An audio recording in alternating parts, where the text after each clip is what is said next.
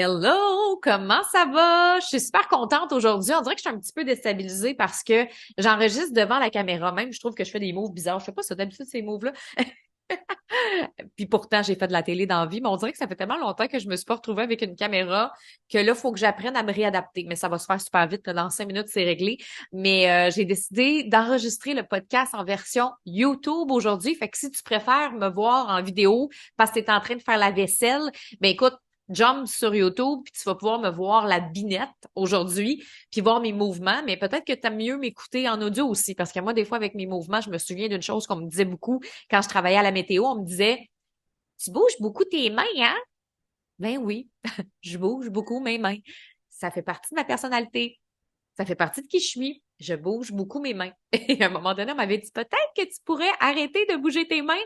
La réponse est non parce que c'est qui je suis et je vais pas arrêter de bouger mes mains. Mais là, pour les filles qui m'écoutent en audio, j'ai l'air très, très calme et je bouge pas. Fait que c'est bien correct, tu peux écouter de la façon que tu veux. Et là, je suis super excitée parce que la communication, sujet préféré, j'adore parler de ça. On en a parlé un petit peu la semaine passée déjà, mais là, on est dans un autre mood. On va parler d'une technique de communication puissante qui peut transformer l'avenir de ton entreprise. Et je te dirais, pas juste de ton entreprise. Ça peut transformer aussi ta vie personnelle et professionnelle. Et il y en a plein des techniques qui existent de communication, des stratégies de com aussi, mais celle-là, ce que j'aime, c'est que c'est probablement une des plus vieilles de tous les temps, une technique qui est encore aussi performante aujourd'hui et qui le sera encore demain. Si on se projette dans 10 ans, si on se projette dans 20 ans, ben je le sais que ça va être encore une bonne technique. Et des fois, on est comme, OK, mais là, il y a plein d'affaires qui se passent, ça va vite, la technologie va à une vitesse folle. Fait qu'on dirait qu'il faut tout le temps qu'on réajuste nos stratégies, nos techniques. Mais elle, si tu développes cet art-là, je te le dis, ça va te servir pour le restant de ta vie. Et là, probablement que tu commences à être un peu fébrile ou excité ou là, Steph, tu vas nous dire c'est quoi la technique? T'arrêtes pas de nous teaser, nous titiller. Fait que c'est quoi cette technique-là de communication puissante qui peut transformer l'avenir de mon entreprise et même peut-être de ma vie? Eh bien, c'est le storytelling, l'art de raconter des histoires. Et aujourd'hui, je vais te partager 3 points. Pourquoi est-ce que tu veux absolument te mettre à vraiment développer cet art de communiquer, cet art de raconter des histoires? La première raison, je te dirais, c'est qu'il y a des opportunités de storytelling partout autour de toi. À droite, à gauche, everywhere. Tu sais, on réalise pas que raconter des histoires, c'est pas juste une question de marketing. Oui, on nous parle de storytelling dans le marketing, que raconter des histoires sur les médias sociaux, c'est important dans nos lives, dans nos publications, mais c'est tellement plus que ça, parce que raconter des histoires, ça peut te permettre d'ouvrir plein de portes autour de toi. Il y a plein de choses que ça peut permettre. Raconter des histoires, c'est ce qui nous permet, quand on arrive dans un 5 à 7, dans un événement de réseautage, de connecter avec quelqu'un. Tu sais, des fois, tu arrives dans une soirée, puis là, t'es comme, OK, c'est pas toujours évident de savoir comment commencer des conversations. Puis là, des fois, tu racontes une histoire. Mettons, moi, je raconte une histoire d'un de mes voyages que j'ai fait en Australie ou du fait qu'on vient au Costa Rica. Puis là, en racontant mon histoire du Costa Rica, je réalise que la personne en avant de moi, c'est son rêve d'aller au Costa Rica. Et là, on se met à parler de ça, on se met à parler de jeûne, d'animaux, de voyages et bang, on crée une connexion. Donc, une opportunité peut s'ouvrir juste parce que cette soirée-là, j'ai raconté une histoire. Au lieu d'être rigide dans ma façon de me présenter, bonjour, moi c'est Stéphanie Mété, je suis la coach flyer, j'aide les femmes entrepreneurs à mieux communiquer avec cœur et impact. Et vous, qu'est-ce que vous faites dans votre vie professionnelle? Et là, il n'y a pas de connexion quand il n'y a pas d'histoire. C'est vraiment les histoires qui nous permettent de connecter avec les gens. Récemment, une de mes amies s'est faite une nouvelle amie. Et pourquoi est-ce que c'est sa nouvelle amie? C'est parce qu'elles ont vécu une histoire commune. Elles vivent la même chose dans leur relation amoureuse présentement, fait qu'elles se sont connectées ensemble puis ont développé une amitié.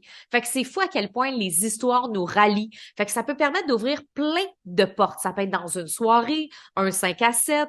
Ça peut nous permettre de se faire une nouvelle amie, aller chercher une nouvelle amitié. Ça peut faire en sorte qu'on va signer un nouveau contrat avec une cliente. Ça peut nous permettre de décrocher une opportunité qu'on s'attendait pas, comme par exemple faire notre première conférence.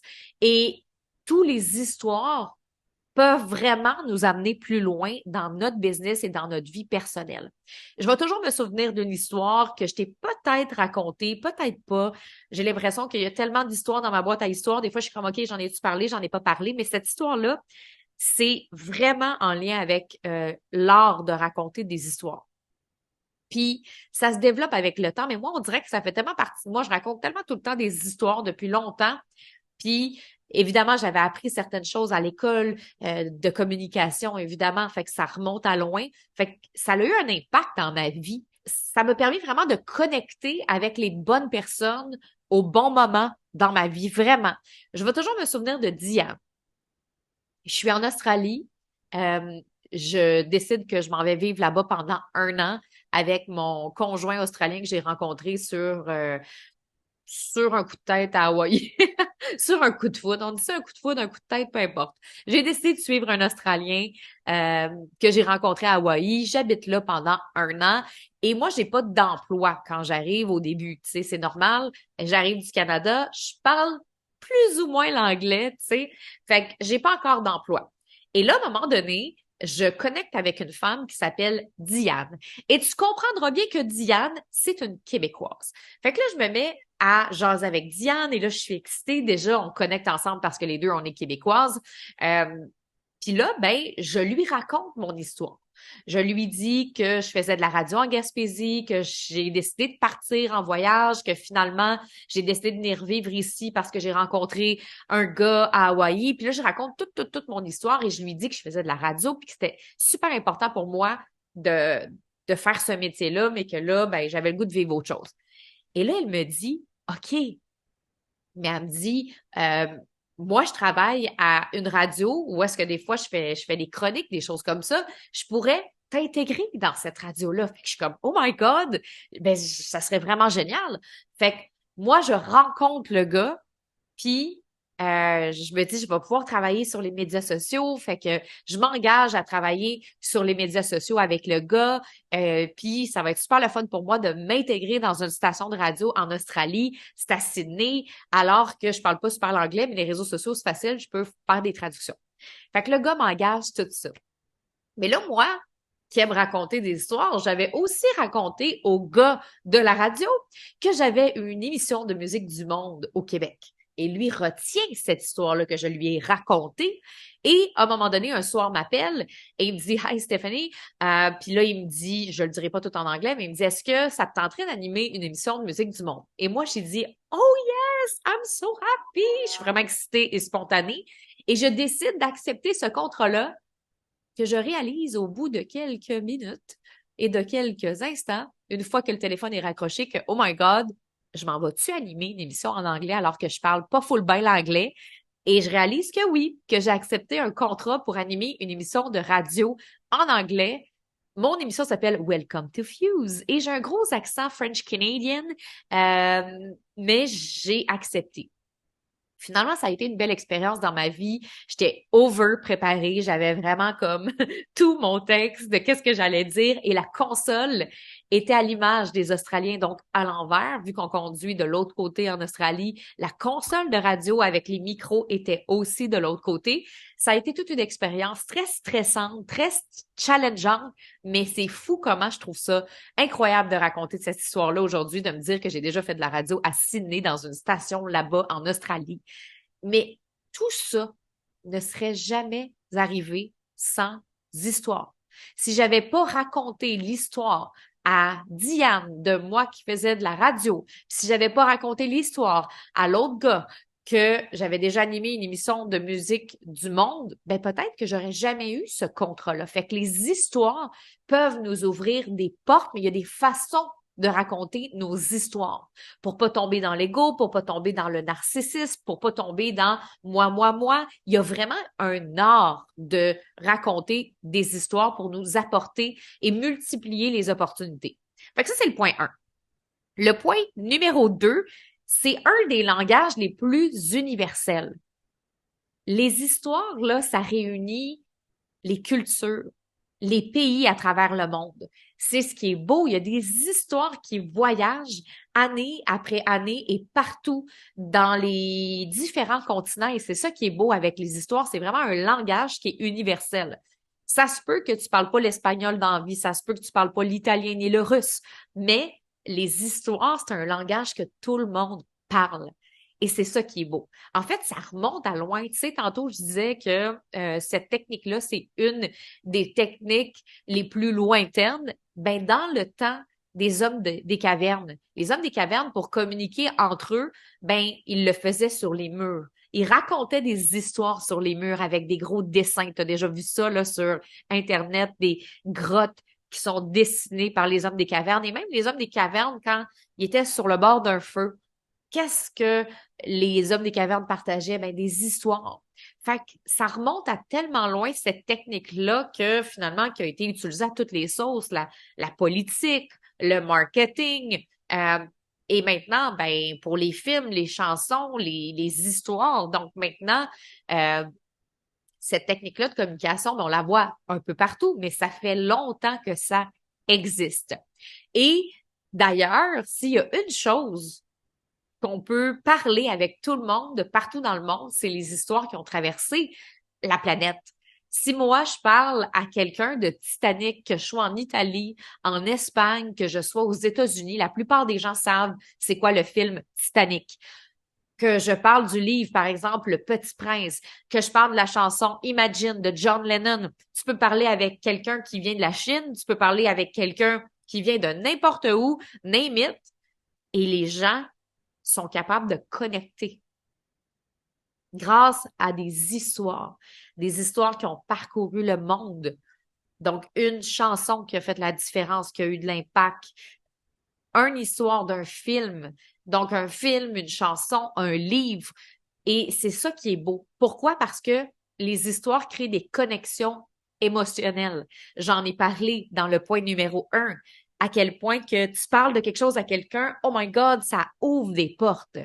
Donc, il y a vraiment une façon d'intégrer les histoires à notre quotidien, à notre vie. Ça peut vraiment avoir un impact et comme c'est un langage universel, ben ça vaut la peine de le développer. Tu pourras pas regretter de développer ce langage-là parce que ça peut vraiment avoir un impact sur tes futures opportunités. Numéro 3, les histoires aident à donner du sens aux choses qui n'ont pas de sens. Tu sais, des fois, dans la vie, on fait des moves, on fait des choix, on décide de se mettre en mouvement ou de poser certaines actions dans notre vie. Et j'ai tellement l'impression des fois de parler le langage des signes parce que là, je suis en train de parler devant la caméra, puis honnêtement, d'après moi, je parle aussi le langage des signes. J'ai l'impression que je fais des gestes de tout ce que je dis. En tout cas, ça me fait rire. Là, c'est mon TDA qui est parti. Mais tu sais, des fois, dans la vie, on fait des moves, on fait des actions et nous, on le sait pourquoi on fait telle chose, on le sait pourquoi on fait tel move ou qu'on prend telle décision. Parce qu'on ressent quelque chose qui vibre, parce qu'on ressent notre cœur battre, parce qu'on le sait dans notre ventre, dans nos tripes qu'on veut aller dans ce sens-là. Nous, on le comprend le sens. Il y en a du sens pour nous. Ou des fois, il n'y a pas de sens vraiment de logique, mais on le sent qu'on a besoin d'aller vers cette direction-là pour peut-être apprendre quelque chose dans notre vie. Mais des fois, quand on fait ce genre de move-là, les gens autour de nous comprennent pas du tout. Les gens autour de nous sont comme, ah, pourquoi tu fais ça? Je comprends pas pourquoi tu fais ça.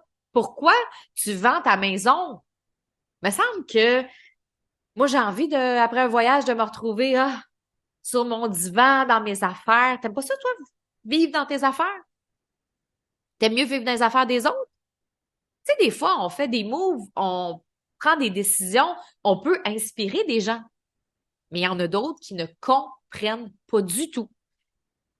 Comme si tu avais une chèvre en avant de toi qui te regarde complètement, une chèvre, ouais, c'est ça, une chèvre.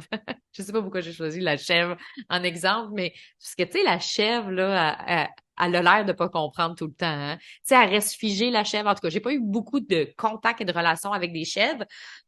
Faudrait pas juste mettre cet extrait-là en Reels, d'ailleurs. Mais ce que j'allais dire, c'est que des fois, tu as des gens qui te regardent avec un gros point d'interrogation dans leur cerveau. Tu le sens dans leurs yeux, tu le sens dans leur visage, tu le sens dans leur posture de chèvre. T'es comme, Ils comprennent rien. Puis on dirait que tu essaies des fois de leur expliquer pourquoi tu as fait ce move-là, pourquoi j'ai décidé de laisser ma job à la télé, pourquoi est-ce que j'ai décidé de devenir nomade, pourquoi j'ai décidé d'aller vivre en Australie 1 an, pourquoi. Et on dirait que quand tu l'expliques en mots, de façon rationnelle à l'autre, la personne, on dirait que ça marche pas. Mais c'est normal parce que si tu lui racontes en fait ou en mots, c'est parce que tu essaies de justifier ton move, tu essaies de justifier ton action. Mais ce qui peut vraiment résonner avec l'autre, c'est que tu racontes ton histoire émotionnelle.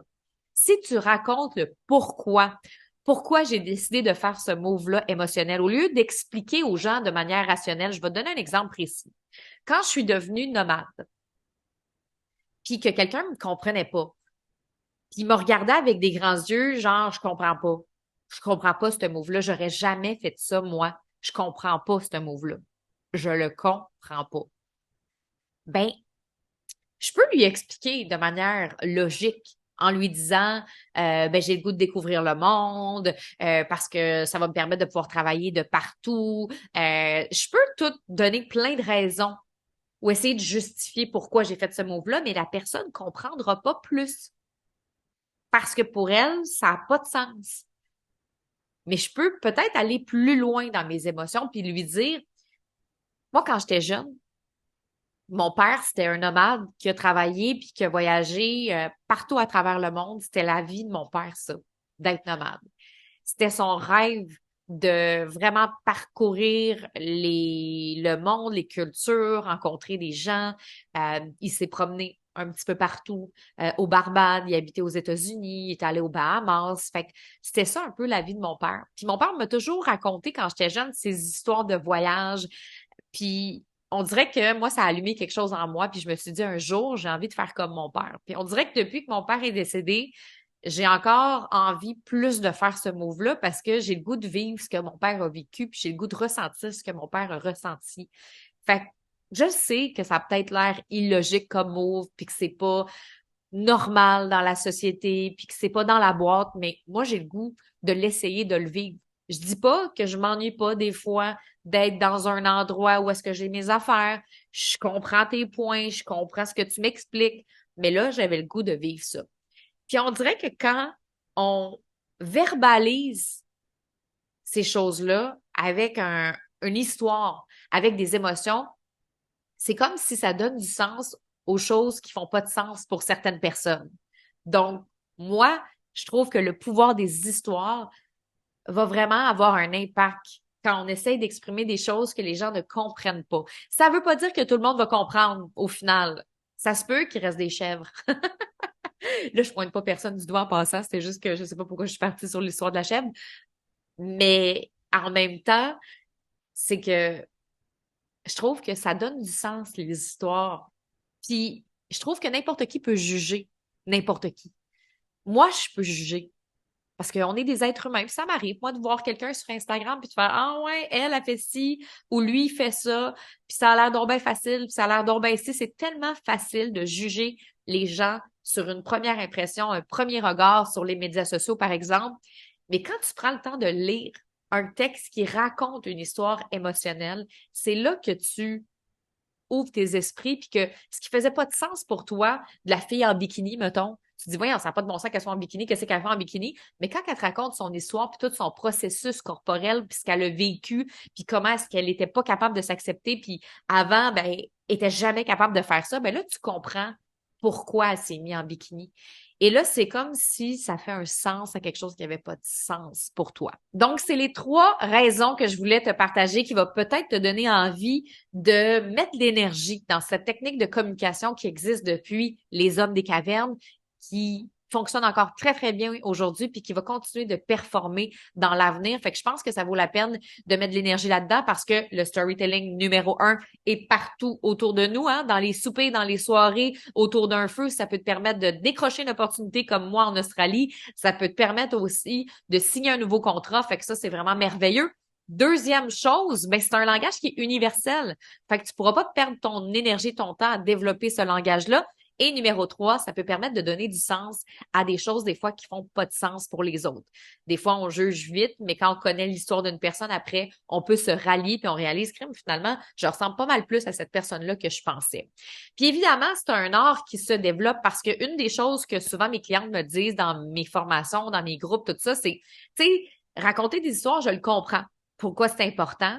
Mais on dirait que quand j'arrive pour faire des liens avec ma business, mettons, je raconte une histoire, mais je veux faire un lien avec le shampoing que je vends, ou je veux raconter une histoire, mais je veux faire un lien avec le service de coaching que je vends présentement, ou peu importe c'est quoi ton entreprise, c'est là des fois que ça bloque. C'est là des fois qu'on sent que c'est pas naturel ou qu'on a de la difficulté à raconter des histoires qui font du sens avec ce que l'on vend, parce que sinon on raconte tout le temps les mêmes histoires. Et le but, c'est pas de tout le temps raconter une, deux ou trois histoires à répétition. Oui, on a des histoires noyaux, des histoires clés qui sont importantes dans notre business, mais il y a plein d'autres histoires qu'on oublie de raconter qui pourraient avoir un impact considérable dans notre entreprise. Fait que j'ai décidé de monter un atelier parce que c'est un de mes sujets préférés. Ça s'appelle Storytelling 101 pour développer justement l'art de raconter des histoires pour influencer, inspirer et aussi vendre parce que c'est ce que ça permet de raconter des histoires, de vendre. Tous mes lancements que j'ai faits, il y avait énormément de storytelling. C'est ce qui m'a permis de faire 100 000 à mon dernier lancement. C'est ce qui me permet de décrocher des opportunités. Le storytelling m'a permis aussi de décrocher ma première conférence, de décrocher mon premier poste à la radio. Je pourrais tout te raconter ces histoires-là que j'ai racontées, mais ce serait long. Fait que ce que j'ai envie de te dire, c'est que si ça résonne pour toi puis que tu as le goût de développer cette habileté-là, ce skill-là, que tu pourras pas regretter dans 2 ans, dans 3 ans, parce que tu vas te dire, ça me sert encore aujourd'hui. Je fais un atelier qui est super accessible. C'est 199,99 pour 3 heures d'atelier avec moi en direct le 9 juin prochain. Tu peux l'acheter aussi pour l'écouter en replay. Tu vas avoir accès à vie à cette formation-là. Puis, en ce moment, je le fais à 50 de rabais, fait que je lance à 50 de rabais en pré-vente à peu près, je crois, jusqu'au 5 juin. C'est pas clair, mon affaire. C'est le 5 juin. J'ai pas la date, mais je peux te dire que 50 de rabais au moins jusqu'au 5 juin, comme je viens de l'annoncer. Et ça te revient à 99 plus taxes. Fait que, et en euros, j'ai pas le prix. Tu pourras aller voir sur la page. Fait que, rejoins-nous. Tu as besoin du code pour avoir la formation à 50 de rabais. Le code, c'est Storytelling 101. Toutes les notes sont dans l'épisode de podcast, fait que ça serait vraiment cool que tu sois là à cet atelier-là, puis tu peux l'écouter aussi en replay. Et d'ailleurs, j'ai lancé une série de podcasts, mais en fait, tu peux pas encore lancer, mais tu vas entendre que les podcasts des prochaines semaines vont être en lien avec ça. Fait que ça va déjà te permettre de travailler sur cette habileté-là, de raconter des histoires pour vendre, pour avoir de l'impact dans tes communautés, sur les médias sociaux. Donc, voilà. Si tu as aimé l'épisode d'aujourd'hui, je t'invite à aller faire un 5 étoiles sur Apple Podcasts. Si tu es sur YouTube, parce que cet épisode-là est sur YouTube, ben, tu peux aussi t'abonner à ma page. Et nous, ben, on va se retrouver la semaine prochaine pour un autre épisode. Ciao! Bye bye!